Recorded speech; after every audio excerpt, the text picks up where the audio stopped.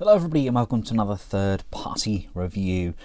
First of all, I must apologise that I sound dog rough. I'm suffering from a bad case of man flu, but I'm soldiering on so we can take a look at the latest offering from X2Toys, courtesy of Robot Kingdom. This is the XT010 SKYCRUSHER, their interpretation of a Titan's Return Jetfire, or SKYFIRE. Now the box is quite minimalistic. We've got this G1 style checkered square pattern along with a SKYCRUSHER on the back in his bot mode, his jet mode and a Gerwalk mode. Right, and here we have everything out of the package.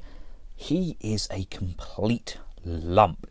X2Toys have come a long way since their Autobot clones and he looks incredible. Actually a lot nicer in hand than what I was expecting. I wasn't too keen on him when I saw the initial kind of grey prototypes, but as soon as this guy came out in colour and I saw some of the comparison shots over on Weibo, I fell in love with it. He is a amazing design with a huge fun factor. Now we do get a collector's card, something that we kind of expect from most of our third-party figures now. We get two of these massive kind of guns stroke blades. Get two of those. We get two adapters which go on both the backpack and on the weapons. He comes with his own headmaster as well, and there is a battery that I've installed on the inside there which should, he says, allow us to light up his head. Let's bend those legs over like so, and then we should be able to pop the head on the inside of his helmet. There's a metal connector here which should in turn allow for those eyes to light up. Now not only do we get this guy, I mean that's not the happiest of face sculpts, a little bit derpy looking there, but I've seen people put the 6-shot head in there or the Power Master Prime head in there and it looks fantastic. I mean, just as a comparison, here he is with Blaster's head. The size is nigh on perfect. And we also get a reserve soldier, which is basically a build your own kit. Everything we've got there is included. We'll try and make this up as well. I'm not sure where my sprue cutters are, but I'll try and get that done in this video. If not, I'll update us with another video just doing this little guy. And we also get a set of these sticky pads. First port of action, let's lift up that helmet segment. There we go, and then that just comes down over the outside. And it would appear that my battery is dead. The one that I've installed, I had one mission and that was to get a battery that worked, and I failed us all miserably. But yes, there he is with his head in tow, and actually it doesn't look that bad now that they've got the helmet over the top. And I love the fact we don't lose any articulation with this as well. We get up, down, left and right. It's not a static housing. Next port of action is to just lift this backpack out, roll it up and then compress it, tabbing it in just in those higher tabs. These wings fold out to the side. These clips slide up and over this piece here, and that's just going to slide in underneath this section, and then we can bring in our sword gun things, and with the blades facing outwards they can just push and tab in firmly on either side. Let's just retract that cannon and again just push that in. Push that in on either side. And then we have Jetfire or SKYFIRE in all of his glory. He does look exceptionally good. Got some really nostalgic vibes from this piece, and I mean he has got some serious heft. He weighs in at 804 grams. That's 28.35 ounces, and size wise he is a tank. He even towers over Blaster, who is a good leader size figure. And my personal favourite look is having those guns extended up, kind of going with that full-on Macross, Robocross style look. The weapons can come in, slide around the hand, and there's a hook just on here that's going to hook into the rear of the hand, tab in, and then we can close off those fingers, securing these kind of axe blade things into place. But on this side, the hook doesn't go in. It's kind of exactly the same hook piece, so it just sits on top of the hand. I'm not sure, is that meant to do that? I thought kind of securing that in was their main aim. Not that it looks out of place. I mean, he's wielding giant axes here, they're not going anywhere. It definitely looks badass, but I can't help but thinking maybe I've got two of the same piece. And my personal favourite combination, grab both of your axe swords and slide these corresponding pieces in together. We can then bring in our connector clips and tab that in there and that on there, and this brings and secures those both together, and this should work vice versa. We're going to wrap that in and around that thumb, tabbing that firmly into place, and then just bring those fingers around, and there we have a ginormous axe gun sword thing. I assume these are meant to kind of slide inwards in this mode, but either way it's a pretty badass weapon, and I can't be the only one that thinks that's pretty cool, can I? Now, for a big guy, he is pretty articulated. We've already touched on that head articulation. The shoulders can rock forwards and backwards on a nice ratcheted butterfly joint. It's almost spring-loaded in there. We can go forwards and backwards on a friction. We can come up and out to the side again on the friction joint. We have a very tight upper bicep rotation. We have one very deep bicep ratchet. Really nice ratcheting movement there. The fists can rotate. The fingers are all pinned together. The top two are individually split, so we can curl those both in. The thumb is fixed, coming down to the waist. There is some waist rotation. You don't really get any hindrance. The backpack just about clears everything, so we get a nice natural range on there. We can just move the hips on a lovely ratcheted joint there, and the same goes for outside, comes up to a nice natural height. We get upper thigh rotation coming down to the knee. We get a very clean, very heavy duty ratchet in there. Again, everything is exceptionally well made here. We've got rotation on that toe, we've got up and down movement, and we do have some up and down on that heel spur, although it is due to the transformation. So okay, he can't exactly pull off the superhero landing, but he's still pretty well articulated for a figure of his size and mass. Now, just before we get him transformed up, here he is with Blaster's Headmaster in tow. That's a pretty nice look for him. And here he is with Soundwaves. You know what, if we painted up that visor red, that would actually look kind of very Super Valkyrie. I quite like that. And just because he was out, here he is with Blur's head. It looks like a child wearing a grown-up's crash helmet. Right, for the transformation, let's start off by dropping this backpack section down again. Just untab from those shoulders, rock that joint out, drop it down and tab it back in again. Just on there, come to the front and just fully disengage this locking mechanism. Now, giving an assertive tug, you can just pull the front torso, and that's just going to come away from this backpack section like this. Lift these side tabs up, pull this piece down, and in doing so the head will disappear into that torso void, letting this section fully extend. We can then bring these pieces out and around to the front. They're on a hinge, which we push that hinge up, and then it allows us to slide that in, so up and in, and we can bring the nose cone piece together. This whole chunk then lifts up and comes all the way over. There's a slot under here and a groove here. This slots in underneath, and then we push this up and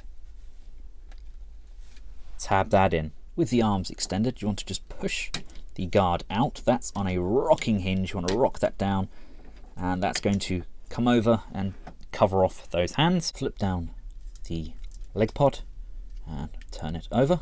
There's a two-piece hinge here. You want to bend it and straighten it downwards, and then continue to push from the bottom, and this tab here locates just underneath where the head is situated, and there is a tab on each arm piece. They are going to tab in and locate just on the back side of those legs. Bring the head up, and the front is going to tab into this crotch plate, and then we're going to flick down the gun, very much like the G1 version of Jetfire. Untab the knees.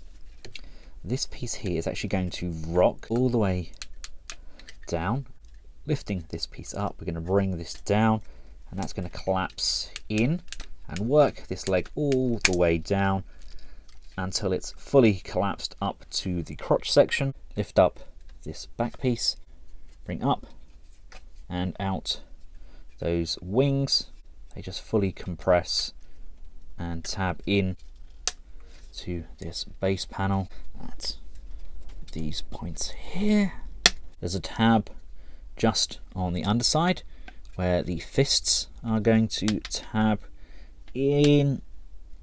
He says, there we go. This whole backpack pod section now collapses down onto the back of those legs, and this is also going to push in, and everything secures in nice and firmly. And then this top pod collapses down, tabbing into the front here, and at several points throughout we've got these pieces on the wings,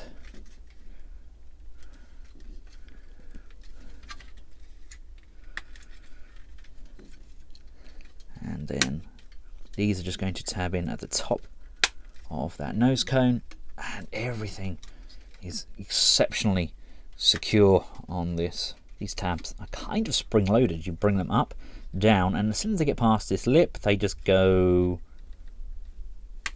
boop, and peg in there nicely. We can bring the toe inwards, then bring the thruster down. These legs actually tab in together. There are two tabs, so everything's going to line up at the top and bottom. Bring the landing gear down at the front and flip them up at the rear. Bring the crotch pads down, and you don't have to get your guy out of this cockpit section here, of this little turret gun piece here, but the idea is to take him out because we can open up the front cockpit section, because our little dude here can just stretch his legs, and we can just bring his little hands up like so, and then he can just come in, and he is going to sit nice and snugly in there,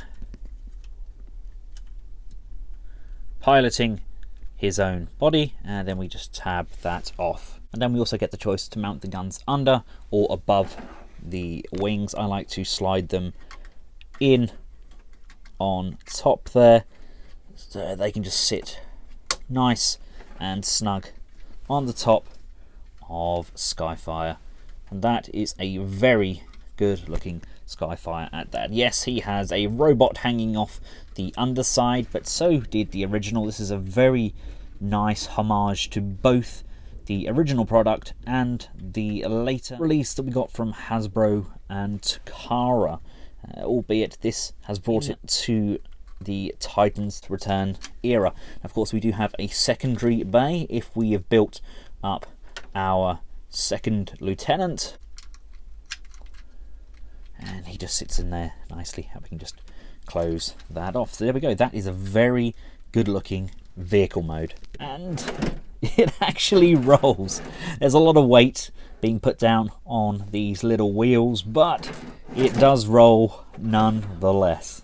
Now, a Gerwalk mode can be achieved by untabbing these arms and bringing them down to the front, and we also untab the legs from one another and bring those down away from that backpack. Extend that leg out, compressing the landing gear, rotating it around fully, and then collapsing the leg down using this joint. Bring down the thruster and pull out the back of the toe and use the foot in the reverse. Rock the gauntlets back on the arms, and yeah, okay, it's not perfect, but it's not terrible, is it? Is it? But you know, on the scheme of Gerwalks, that ain't half bad. Articulation is a little bit more limited because we've got the legs kind of reversed around and the arms just hang there, but you know, what else do you expect from a Gerwalk? And in regards to scale, I mean, even in this mode where he's basically hunched over, if we bring in MP10, as you can see, you know, it's still a substantial size. Now, they have squeezed in yet another mode for this figure. Personally, I don't like the next mode at all. They've gone with what Hasbro and Takara have been doing, where they've tried to include base modes with everything that they do. It does sort of look like a robot bent over in half, but I'll let you be the judge. Start by sliding the weapons off from the side. You want to pull this piece up. The easiest way of doing that is to push down on this segment, and this untabs. Forgot I'd left him in there. You need to collapse these wings down. Now, to do that, we need to untab from here, and again from over this side. Just untab. Oh, very stiff. And this joint over. Fold this up and across, so it just slides into that groove on the underside. And then we're going to go reverse, folding this one over, and then this double hinge is going to fold over, bend back on itself, and just sit comfortably in this tab. Here we can then bring this back over, moving these pieces up and back, otherwise they're going to hit into it. And as much as I love the X2Toys guys, they're ingenious making this thing up, but they say by pushing the head in, bringing the backpack down so it tabs in to this part of the waist, and then having this like that, they said that that's kind of another mode for him. I think that might be slightly clutching at straws. But hey, it's 10 out of 10 for effort. Bring the legs up to the front, disengage that knee piece. The knee is going to straighten out, and as we do so, you want to bring the legs underneath. The thrusters are going to face upwards, and then they can just compress and they can tab together. You then want to drop these shoulders back, bring the arm guards forwards, and then you want to rotate this back until this lines up with the port on that leg there, and just tab that in and make sure everything's tabbed in securely. You want to just untab those, push those down so that they come out to the side, split the nose cone straight down the center, and there's this tab here that's just going to peg and tab in, and just making sure that this shoulder piece is at that angle. That now allows us to bring these out completely straight. Right, now please don't quote me on this, but I believe this is the base mode in its full operation. We have a little deployment place just up here, we have standing room only on the top here, and we have a couple of benches on the bottom here. This is their base mode. Like I said, weakest of all the modes, in my opinion. I love the jet mode, I love the robot mode, and I see why they've tried to throw something like this in as well. Just going with what the rest of the Titan's Return line have done. For me, they didn't need to do it, and it doesn't work in my opinion, but for some this might be a fun little way to display him. Personally, I think the bot mode is pretty darn good. Some people may not like that face sculpt, but having that headmaster gimmick allows us to chop and change until we find something that works, or possibly even sculpt your own using something like shapeways. So the options are definitely there, and as far as Jetfire stroke SKYFIREs go, he is probably the second best that I own. The first being the Fans Toys Masterpiece one. I've had the Generations ones before now. I've had the Takara version. I've had the one that was released, what was that, about 10 years ago? I think it was like Henkai did it.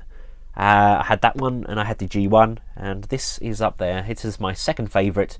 It's fun.